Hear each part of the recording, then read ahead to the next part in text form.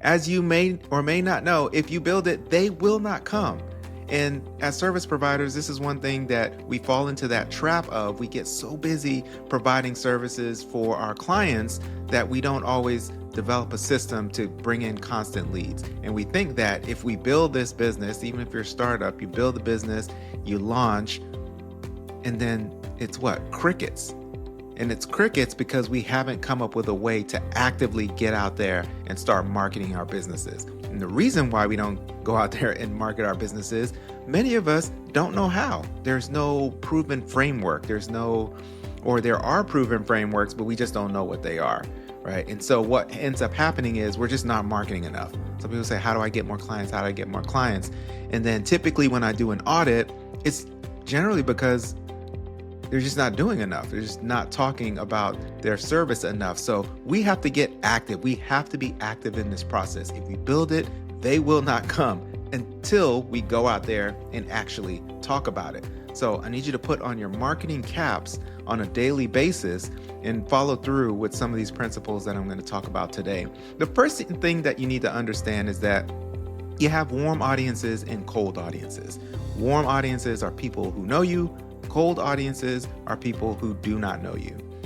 Okay, so with a warm audience, this is people who know you. This could be, past customers. It could be social media, people who follow you. They're receptive to your message. They already know you. They already like you, and they still follow you on social media. They still reply to your texts and your emails. They refer you to other people. So this is a really good place to start as far as marketing. But let's also talk about the cold audiences, because this is the new people. These are people who don't know you at all from Adam. And your goal really is to just spark curiosity and get them to take the next step with you. That next step may not be a purchase. It might be to download your free guide, or it might be to attend your workshop, or it might be to come into the office for a free consultation. But we just need to spark their curiosity, get them to the next step. We need to convert strangers into customers, and this is what's going to expand your reach. So you have warm audiences and you have cold audiences. Your job, especially with cold audiences, is to move people down the funnel with call to actions until they become hot buyers. So at the top of the funnel there, that's where all the people are. That's where most of the people are as far as like cold audiences go. They don't really know who you are until they become aware of you. And maybe they became aware of you because they saw an ad, or maybe your reel popped up in their feed as someone that they should know based off of what they clicked on in their history. But however they discover you, maybe they saw you at a workshop, at a live event or something, they're aware of you. Now they're going to go to the interest stage, to where they're going to start going to your social media. They're going to start checking out your website, right? If you're saying the right things, that's getting them, that's talking about the problem that they have. So you solve a problem as a business, right? And you're actively talking about this. When someone hears that messaging and it's clear messaging, then they're going to start checking you out in that interest stage. And if you are not there with content and videos and tips and things like that, they're going to go with somebody else, right? In that decision stage, they're going to make a decision to go with someone else, and they may not even get to the action stage. But if you are calling them to action every step of the way, you get them on your email list and things like that, you can continue the conversation, maybe get them on a discovery call, then bam, that's where the sale happens. And we can do this in 4 ways. Right? We can do this in 4 ways. And I credit Alex Hormozi with this, because these were things that we always did here at Studio Jones Design, but the way that he put it really break things down for me. So let's stop with the top left. The top left is warm private outreach. So that's you reaching out to people who already know you in your network, right? They already know what you do. That's reaching out to them, privately, whether it's in the DMs, whether it's on LinkedIn, social media, whether you're sending them an email or a text, and you're just letting them know, like, hey, if anybody, who might need my service, or maybe you're looking for partnerships. Maybe you might ask someone in your network if there's someone who does a similar, not similar service, but who is in the same, space industry-wise, and maybe you guys can collaborate on a workshop or a health and wellness day or something if you're in that business. But that's your warm private outreach. And then let's stay with warm audience here. Just below that is warm public outreach.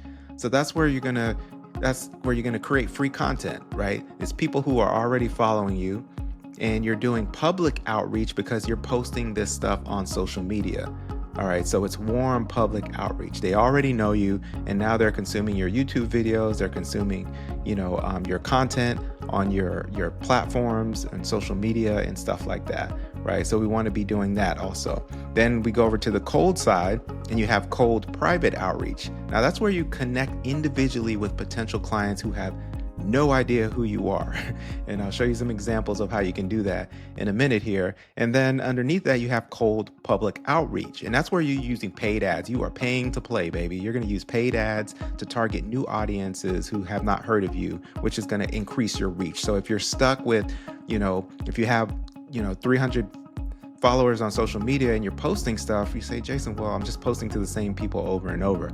Yeah, I know, but one, I wouldn't get discouraged about that because you can always do cold public outreach, which is to just run paid ads to a much wider audience. And then two, off the back of that, those people will become aware of you and they'll just start the process over. They'll start to go to your social media, and then that's where your organic, your free organic stuff is going to come into play, right? Because it's going to help assist the sale later on. So if you're posting on your organic, when I say organic, that just means you posting yourself. There's no money behind it. And if you feel like you're doing that and you're just getting crickets, it's not getting enough likes, don't worry about that. Those videos and tips and things are going to assist the sale when they're in the interest stage of the funnel, if that makes sense. So let's start with warm private outreach, right? So this is, again, emailing your network, reaching out to people on LinkedIn. Send people articles that they might find useful. Like if there's an industry they're in, you can send them useful articles. These are just some examples of me here reaching out to people on LinkedIn. Now, before I get into this, you might be saying, okay, well, which one should I be doing of these four? It's really all of them, but you're just doing them at different percentages, right? So you might be doing, if you have more time than money, then you might spend more time doing this type of thing, warm private outreach. You might spend more time posting on social media, posting free content to social media. And if you have more money than time, then you can get into the ad game and start spending money so that you're not, spending a lot of time on social media. All right. So back to this. This is warm private outreach. This is me reaching out to someone in my network. I'm looking to do more work with resorts. In this case, this is a real example. And in my message here, I said, hi, such and such, to protect the innocent. How are things going in your world? I'm finally niching down my services. Since you're the queen of hospitality, a little brown nosing goes a long way. I thought I'd reach out to see if you need any design support. Okay. And then she replies, hey, thanks for reaching out. I don't know of anything currently, but I'll definitely share your information. And remember, if any opportunities come up. Okay. I wouldn't say struck out there, but no opportunities right then. But what I did was I got back on her radar. She is someone that I have dealt with in the past. And now I'm just kind of reappearing here, letting her know, like, I'm available to work with either you or someone you might know. And again, this is a numbers game. You don't need people to buy right away. You just need to stay on their radar. So message number 2 to the right, this was a more cold interaction. I don't know the woman that I reached out to, but I saw that she worked at a place that I had done business with before, but I didn't know her personally. So I did say, I want to formally introduce myself. I run a graphic design business here in Orlando, so on and so forth. I'm sure you work with creatives already, but I just want to reach out and let you know that I'm here. Right. And then she did reply. And here's the thing. Some people are not going to reply, and that's okay. Marketing is a numbers game. Some people are not going to reply. Some people will reply with how she did. She said, thanks for reaching out. Hey, we have an in-house creative media team already, but I'll keep you keep your info to refer if anyone is needing services. Again, she didn't make a move there, but I'm on her radar at least. I'm liking her posts. I've DM'd her. I've got on her radar. But this is just warm private outreach. That wasn't a totally cold, because we had been following each other on LinkedIn for some time. This was just my first time actually reaching out to her directly. And you can do this. You can go on LinkedIn and people in your network, go ahead and reach out to them. All right, so that brings us to warm public. All right, so this is posting free content. People will feel like they know you if you get them on a discovery call or a consultation or whatever your funnel is to bringing them to you. By the time they get to you, if you've been posting on social media, creating YouTube videos, YouTube is free for you to create a channel, and you can talk about your expertise in those videos. You don't have to overthink it. Look at this video. This is not a high production value here. I'm just sitting in my office recording a video over a slideshow. So you can do something like that. You can show some behind the scenes stuff, right? And you're posting this free content. People will feel like they know you by the time they get on the call with you or by the time they come into your office because they've seen you enough times, right? And this accelerates the sales process. This builds your know, like, and trust factor. When people start to become aware of you and they start to Google you, if they cannot find anything, then guess what? The keywords that they were searching for, someone else is showing up, right? Let's call her Susie Showoff is showing up because she's out there actively doing these things. And it doesn't take a whole lot. I know you're running your business, you're providing a service, but just holding the phone up and shooting some videos or shooting some behind the scenes stuff or just taking pictures of some of your process goes a long way when people are in that interest stage. They're interested about you. So let's start, thinking about some different content buckets that you can create. And when I say content buckets, it just means like, what type of content are you going to talk about? For me, I like to do like little commentary videos. Like I'll see something that's happening, that's a current event, and then I'll just comment on it and bring it back around to how that plays into marketing and branding, right? So that's a piece of content that I like to do. I like to post portfolio work just to let people know, like, yeah, I do, graphic design. I'm a very skilled graphic designer of, 30 years or so. So I post about that stuff. I volunteer at SCORE, which is a nonprofit for helping people with their businesses. So I'll post about that kind of stuff. So I have certain things, like 5 or 6 things that I consistently talk about. And so when I go to create content, it makes it really easy. So if you can develop those content buckets, then when you go to create content, you're just kind of picking from something that you typically already do. But the key here in warm public is to just get stuff out into the digital world for when people come looking for you. Because then this type of thing happens. Like in this case, this is one of my content buckets, right? Portfolio pieces. So I'll just post portfolio piece and I'll talk a little bit about it in the caption. From there, someone in my network reached out and said that she had a client who needed some work, and I hadn't worked with this other client that she was talking about, right? And so she made the introduction. That person became company became a client, and we did some work together. We're still doing work together. But then off the back of that, which is the arrow down, this was someone internally who worked at the company that I was doing the work for, that I was referred to. They were just working on the project like in-house. I didn't know this person. But they were a part of the process, and they reached out and said, hey, first off, thank you for the draft logos you prepared for our event. I was impressed by your work. Currently, I'm starting a hair studio. So they transitioned into, hey, I saw this stuff that you were doing for my job.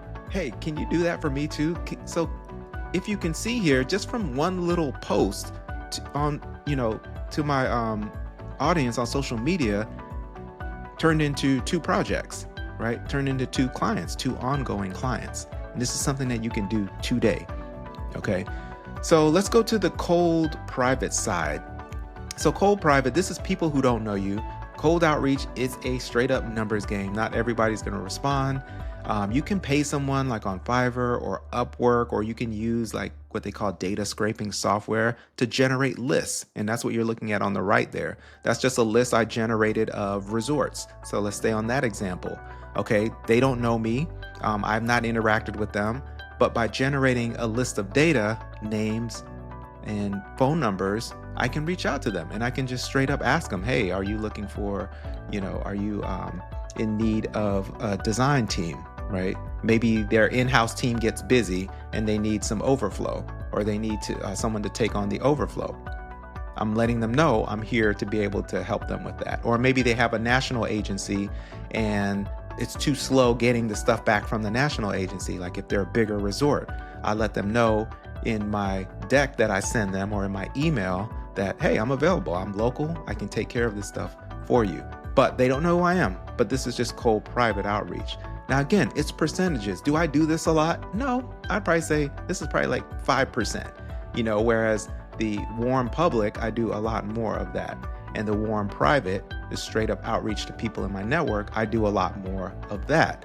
So you're doing these 4 things, but you're not necessarily doing them all at 100%, right? Cold public. I do some of this when I'm ready to do a webinar. I don't necessarily want to broadcast just to the people that follow me, just warm audience. I will, people on my email list, people who follow me on social media, but then I'll also run paid ads. So that's what cold public is. That's running paid ads on Instagram, Facebook, YouTube. You can pay influencers, to talk about your product. Google, pay per click. LinkedIn ads. Pinterest has an advertising platform. So this is pay to play, but you're going to get a much wider audience when you advertise to a cold audience. All right. So again, if you have a little bit of budget to be able to do this and you have something specific you're trying to do, like maybe sell a course or maybe, get people to your health and wellness seminar or whatever it is, you can run paid ads to people who don't know you. They start this process all over again at the top of the funnel. They see your ad. They become aware of you. Then they start checking you out if you're saying the right things and they're liking what they're hearing and they're hearing your expertise. When they get to that desire stage, they start comparing you with others, or decision stage, they start comparing you with others. And then boom, if you can get them on a sales call or get them to your event or get them on your webinar, that's when the close is going to happen. All right. But using paid ads is a great way to get outside of like word of mouth, to get outside of the people who already know you. Okay. Now, here's some other things you can do. You can do partnerships, like leveraging local partnerships to enhance your visibility. Maybe, attending certain events like networking events and just introducing yourself, building relationships. You're not looking for a sale like, bam, here's my card, call me, let's do a deal. No, just building, I don't even like the word networking. I like building relationships because that's essentially what it is. That person might need you 3 months from now, maybe 6 months from now, maybe 2 years from now, or maybe they don't need you, but they came across someone else who does need your services and they refer you, right? You can do collaborations. You can join forces with other businesses for joint marketing campaigns. So maybe you come together for some type of event, right? Community events, participating in local events to engage with people directly. And while you're at those events, though, always keep your marketing cap on, making sure that, you're getting email addresses, right? So you can reach out to people. You're not just showing up to events just to show up to events. You're there for a reason, but you're not being pushy. You're not being a pushy salesperson. You're not pushing your services on people. You are just building relationships at these events that could be fruitful later on. Then you have like referral programs, encourage satisfied customers to refer friends for rewards. So you can always reach out to your past clients and just let them know like, hey, if you know anybody, you can send them my way and you'll get, a kickback, or you'll get some type of percentage if they buy or something, something that doesn't cost you a whole lot, but is meaningful to them. And they don't really have to do a whole lot to get it, but other than say, hey, go check out John over there. He does great work. He's done work for me and he does great work. There's also sponsorships. You can, have your logo at different events. These events don't have to be huge events. But it does 2 things. One, it does give you that visibility, to the event audience, and it builds relationships with the team that is putting on the event, right? So it's kind of a twofold thing there. So never forget about partnerships. And then as you're doing all of this, you're always collecting testimonials and reviews for Google, for your website, for your proposals. You always want to get those testimonials. Right. When you go to Amazon, you look at the first thing you do is look at the product, right? Is this the right thing? And then the next thing you do is what? You scroll down and you go look at the reviews. What have other people said, right? Our brains are wired to protect us, and we need to know that other people did this thing before we do it. And so same thing for you. If you don't have any testimonials right now, then you need to start collecting them. And it's easy. Just what I do is I send people an email that has like 3 questions, and I say, hey, can you answer these 3 questions for me? I'm building up my reviews. Don't worry about grammar or anything like that. I will put it together. And people are more than happy to do that. They'll just answer your questions.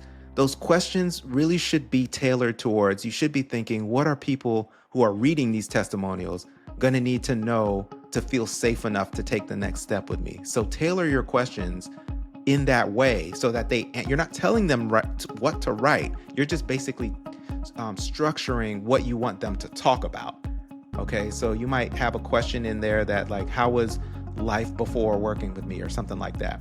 And then that's kind of, they'll put a pain answer. Oh, didn't have enough time for this, or I didn't have enough, money to be able to do the things I want to do, or, I felt terrible about my health, or whatever. So on. So, okay, boom, you got a problem in there. So that's going to appeal to people who are reading this. They're going to see that problem. Then the next question might be, so what was the process like, and the experience working with us? Oh, it was easy. There was a structured plan, and so on and so forth. And then the third might be, what was the result of that? And they might answer, oh, well, I feel fantastic now. I have enough energy to play with my kids, and so on and so forth, if you're in like the health space. But you see here, if you give them the 3 questions to answer, they're going to answer it in a way that when other people just like them read it, they shake their head like, dang, that was me. I had that problem. Oh, what's it like to work with them? Oh, it was easy. Okay, cool. And then what happened after that? They feel fantastic. Okay, take the next step. Again, it's not necessarily to make a sale right then and there. Get them to take the next step. All right, so those are 4 proven ways that you can start going out and getting clients for your service-based service-based business. Again, you're doing all 4 of these things actively. You have to be an active part of this process, but you don't have to be doing everything at 100%. Pick the things that are most effective for you and that make the most sense for you. And then from there, you will start to generate leads on a consistent basis. All right, so that's it. That's all I got for today. If you like this video, make sure to subscribe to the channel. I'm going to be posting more of these type of videos, but I want to know in the comments, what strategies are you going to try to start getting more leads? That's it for now, guys. Peace out, and I'll catch you in another video.